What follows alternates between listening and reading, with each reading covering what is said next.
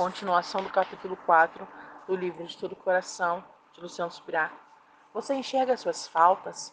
Repito, ao falar sobre muitos pecados daquela mulher na casa de Simão, Jesus não se referia ao fato dela ser uma prostituta, mas à capacidade que ela teve de enxergar sua profunda dívida para com Deus.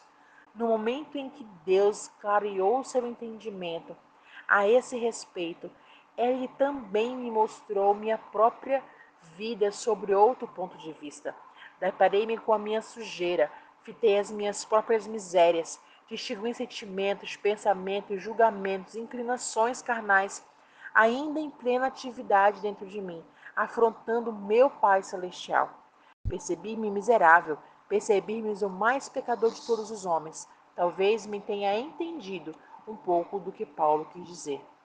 Ademais, Cristo fez com que eu reconhecesse que se crescer perto dele não fora apenas em razão da ausência da rebeldia de meu íntimo, mas porque, além de haver recebido instrução, ensinos bíblicos, eu também fora alvo de muitas orações e intercessões de terceiros. Colhi o que os outros plantaram. Eu, que até então achava-me meio o centro, não havia considerado o legado que foi despejado sobre mim, sem que eu fizesse nada para merecê-lo. Fui conduzido a repensar a importância da declaração de Cristo, o anjo da igreja de Laodiceia. Aconselho que vocês comprem de mim colírio para ungir os olhos, a fim de que você possa ver. Apocalipse 3,18. Que esse líder a quem nosso Senhor repreendeu precisava ver. O versículo anterior explica que era a sua própria miséria espiritual. Você diz: sou rico, estou de bem com a vida e não preciso de mais nada. Mas você não sabe o que é ser infeliz, que é infeliz e miserável, pobre, cego e nu.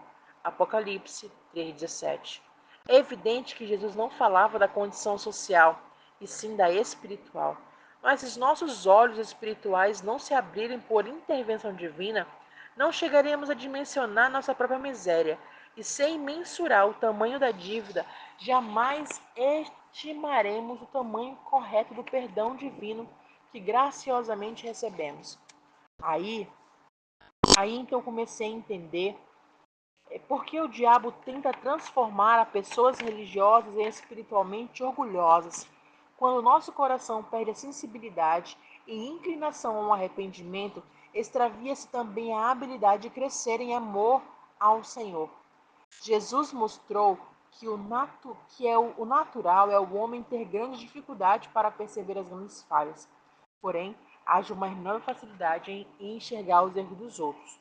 Porque você vê o cisco no olho do seu irmão, mas não repara na trave que está no seu próprio? Ou você dirá ao seu irmão: deixe-me que eu tire o cisco do seu olho, quando você tem uma trave no seu próprio olho? Hipócrita! Tire primeiro a trave do seu olho, e então você verá claramente para tirar o cisco do olho do seu irmão. Mateus 7, 3 a 5. Muitas vezes não enxergamos as nossas misérias, porque não permitimos que o Senhor as revele. O caminho contrário, todavia, acarreta revolução no íntimo. Quando entendemos pelo que o Espírito de Deus, que nos convence do pecado, a dimensão de nossos erros e pecados e genuinamente arrependemos-nos perante o Senhor, então a consciência de tudo que Ele fez por nós enche a nossa alma de gratidão. Começamos a atinar que Ele pagou o impagável. Tiago desafiou os crentes de seus dias a praticarem o arrependimento desta forma: cheguem perto de Deus e Ele se chegará a vós. Limpem as mãos, pecadores, e vocês que são indecisos, purifiquem o seu coração. Reconheçam a sua miséria, lamentem e chorem. Que o riso de vocês se transforme em pranto e que a alegria de vocês transforme em tristeza. Humilhem-se diante do Senhor e Ele exaltará. Grifos do autor, Tiago 4, de 8 a 10. O que significa reconhecer a nossa miséria? É permitir que Deus derrame colírio nos nossos olhos, para sermos capazes tanto de admirar a gravidade de nossos pecados, como de de afligirmos por ele. Sejamos nós a pecadora, sejamos quem for. É buscar em Deus a capacidade de ver com clareza, sem a miopia religiosa, sem estar arrependido como quem deve gratidão para sempre, independente se pecamos 50 ou 10 vezes, 10.000 vezes, se erramos feio ou feinho, para nunca mais esquecer. O tamanho da nossa dívida de pecado não pode ser medido apenas pela lei, pela lista de coisas que fizemos contra Deus, mas também pela forma que enxergamos isso ou aquilo que fizemos. Consciência do que Cristo fez por nós. Uma vez que temos a capacidade de enxergar nossos erros e pecados, também precisamos ser capazes de olhar para a cruz e para o sacrifício de Jesus com sua consciência do que ele fez por nós. Como já demonstrei, Paulo afirmava que o amor de Cristo constrangia, segundo Coríntios 5,14. Ou seja, quanto mais ele percebia o amor de Deus em contraste aos seus próprios erros, tanto mais gratidão brotava em seu interior. O Senhor não quer que nenhum de nós esqueça o que ele fez, porque o resultado pode ser acostumar-se com o que ele deveria ser, para sempre, estupendo, assombroso, admirável, digno de toda gratidão. Essa é a razão da ceia memorial que ele constituiu. Porque eu recebi do Senhor o que também lhes entreguei, que o Senhor, na noite que foi traído, pegou o pão, tendo dado graças, o partiu e disse: Isto é meu corpo que é dado por vocês. Façam isso em memória de mim. Do mesmo modo, depois da ceia, pegou também um cálice, dizendo: Este é o cálice da nova aliança no meu sangue. Façam isso todas as vezes que beberem em memória de mim. Porque todas as vezes que comerem este pão e beberem esse cálice, vocês anunciam a morte do Senhor, até que ele venha. 1 Coríntios 20, 1 Coríntios 11, 23 a 26. Ao cearmos, anunciamos a sua morte e devemos fazê-lo até que ele volte. Ao comer o pão e beber o cálice em memória de Cristo, mantemos-nos conscientes do sacrifício que nos redimiu, que nos remiu. Precisamos viver nessa esfera de consciência de que Jesus realizou. É a melhor forma de alimentar o nosso corpo por ele. Os cânticos do Apocalipse são um retrato claro da ênfase na gratidão durará para todo sempre. Veja a morte de Cristo, recebe destaque no louvor e na adoração, e ofertamos lá na glória. E cantava um cântico novo, dizendo: Digno és de pegar o livro e de quebrar os selos, porque foste morto, com o teu sangue compraste para Deus os que procedem de toda tribo, língua, povo, nação, e para nosso Deus o constituísse reinos sacerdotes. E eles reinarão sobre a terra.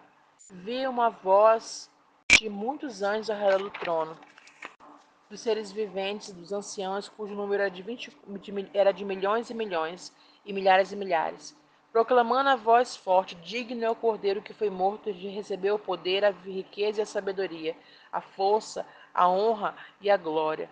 Grifos do autor. Apocalipse 5, 9 a 12. Desde o Antigo Testamento, foi apresentada a figura de um cordeiro, um animal inocente morrendo pelo pecado do povo. Quando Jesus vem a público, João Batista faz a conexão. Eis o Cordeiro de Deus que tira o pecado do mundo. João 1, 29. O apóstolo João, em Apocalipse, também refere-se ao Cordeiro e seu sacrifício, apontando diretamente para o sacrifício vicário de Cristo na cruz do Calvário, o que motiva louvor. Observe outra declaração. Depois dessas coisas, eis que grande multidão, que ninguém podia contar, de todas as nações, tribos, povos e línguas, está de pé diante do trono de Deus, vestido de vestes brancas, com ramos e palmeiras nas mãos, e clamavam com voz forte, dizendo: Ao nosso Deus, que está sentado no trono e o Cordeiro pertence à salvação. Apocalipse 7, 9, 10. De acordo semelhante, precisamos aprender não apenas a recordar, mas a louvar constantemente o que Cristo consumou por nós. Porque isso despertará a gratidão. Se aprendermos a viver como tal, com tal consciência, tudo será diferente. Nossa avaliação será honesta em denunciar misérias, nossa postura não será arrogante, nosso coração rejeita a religiosidade. Por fim, nosso amor aumentará com base em uma permanente dívida de gratidão com Deus. Encerra esse capítulo esclarecendo a expressão divina de gratidão não deve soar pesada. Dever dinheiro ou a própria vida, como no caso do escravo, pode parecer um jugo, mas isso não se trata de dívida de gratidão. Nada poderia fazer para pagar o que ele fez. Nossa gratidão não quita a dívida do pecado, mas decide louvar e honrar o ato de impagável. Esse é o entendimento dos navios, dos moravianos, que passaram a ter como um grito de guerra a declaração que por meio da nossa vida o cordeiro que foi imolado receba a recompensa pelo seu sacrifício. Para aquele que vive no exército, de recordar quão agraciado foi, a dívida de gratidão é efeito colateral, consequência. Quase uma resposta obrigatória, ao mesmo tempo que se manifesta um estilo de vida eterno, afetuoso, humilde, dedicado ao agraciador. Não porque desejo pagar, mas justamente porque reconhece o presente impagável dado ao miserável. O agradecido não se sente obrigado, mas deseja manter uma postura de reconhecimento, agradecimento diante daquele que salvou. Além do mais, se essa conduta não é vista nos adoradores do tempo da glória, citados em Apocalipse, por que não adotar desde já? Não penso que será à toa que a Bíblia indica a redenção como tema central de adoração. Nós no céu. É o objetivo é afetar-nos agora. O alvo é despertar atitude semelhante em nós, ainda no presente. Não sei o quanto você, mas eu não quero ser surpreendido apenas quando eu chegar lá. Meu desejo é experimentar o céu aqui na terra. Que a constatação dessa dívida de gratidão redunde hoje em louvor ao Cordeiro e desperte cada vez mais nosso amor pelo Redentor até a eternidade. Como estímulo, reflita: o que poderíamos oferecer a Deus que criou tudo? O que nossa vida poderia acrescentar a Ele? Há alguns que diriam para não fazer esse tipo de questionamento, eu digo: por que não? Mesmo que não seja possível responder com clareza tais perguntas, o que podemos ignorar é o contrário, certamente seria fato o que seríamos nós sem ele. Final do capítulo 4.